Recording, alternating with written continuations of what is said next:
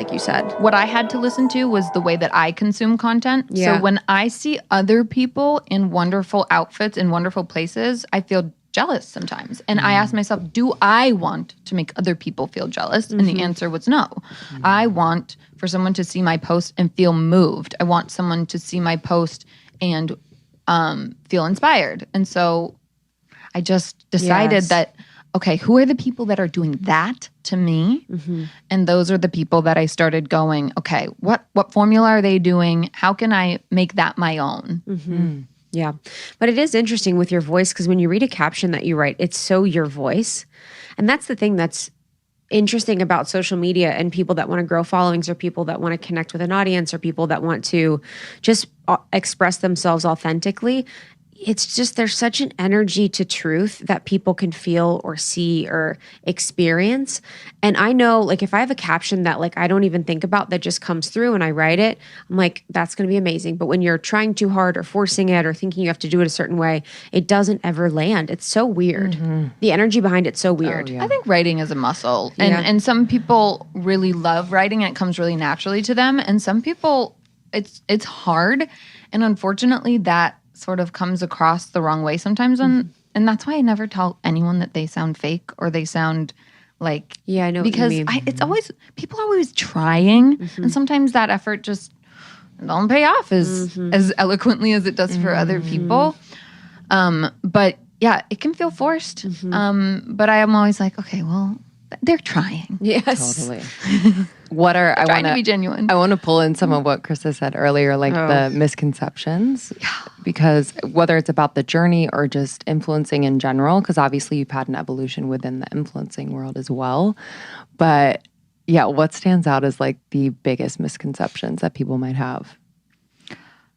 I would say one of them is that we make our money through affiliate links. So that like the bulk of our income just comes from other people purchasing products that we recommend. And that's like total. That was like Not at all. That was maybe true for like a minute when this industry started, but now it's really brand partnerships and or influencers who start their own businesses. Yeah, it's like the affiliates. I remember when I first started, there was like, what is it, reward style? Like to know it, whatever. And I just remember being like, this is such a scam. Yeah, I mean, it's a nice I think it tool. works for people. But for some me, I was people. like, this felt weird. And it just was actually like way more challenging, like way more organizationally dependent than I thought. Yeah. I was like, what?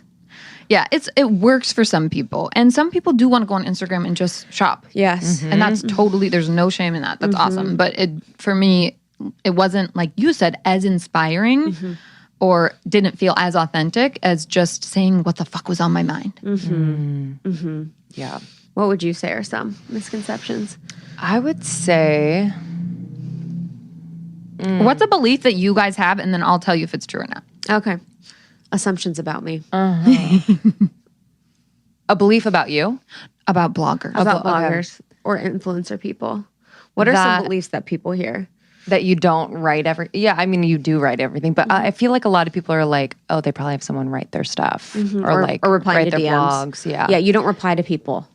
So there is a amount of messages that we have that we respond to, and I say we as in me and my assistant Cassie. There's an amount of messages that we will go through, and she will help me categorize them. So if it's a question about something that I'm wearing, she'll respond with a link.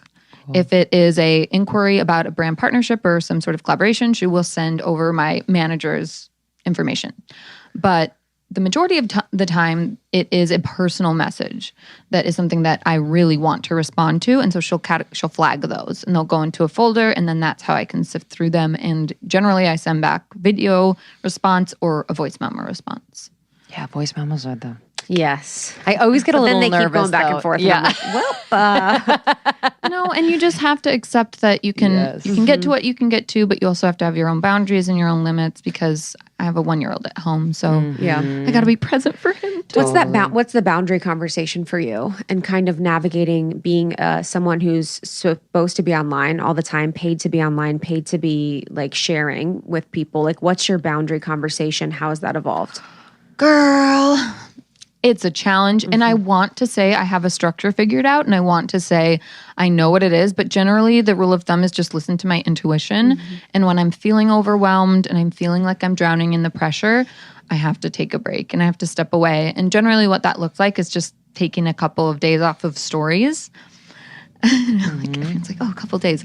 But sometimes it's even just one day and I feel a reset. And sometimes when the DMs are too flooded, I take like a full week off of responding to things.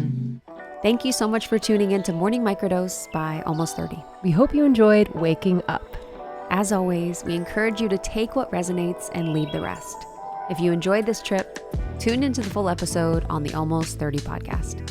All episode information can be found in the show notes. Make sure to subscribe, and if this becomes a part of your morning routine, be sure to share it with a friend.